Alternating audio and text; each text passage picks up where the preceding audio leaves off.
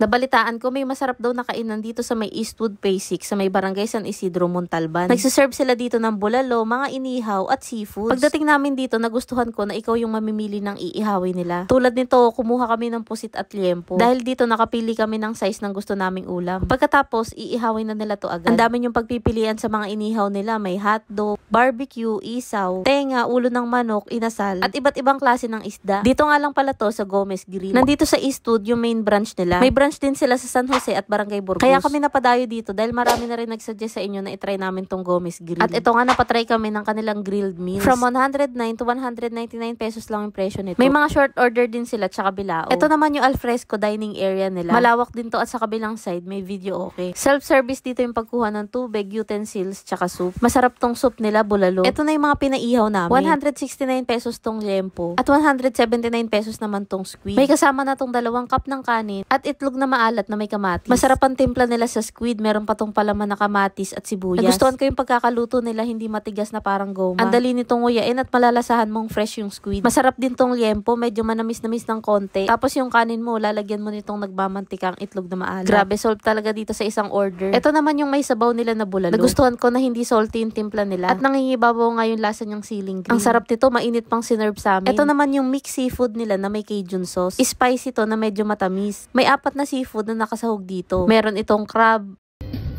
tahong, squid, Meron pang squid.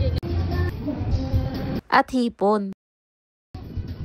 At syempre, hindi mawawala yung mga hiniwang mais. May mga pampulutan din dito, kagaya nitong crispy sisig. At guys, meron pa sila ditong pansit sotanghon gisado. Pwede pala tong papansit na style. Madalas kasing luto sa sotanghon yung may sabaw. Medyo mamasa-masa nga to at madulas kainin. Tama nga kayo guys, kasi lahat na nakain namin dito masasarap. Kaya kapag napadayo kayo dito sa may Eastwood Phase 6, try nyo na rin dito sa Gomez Grill.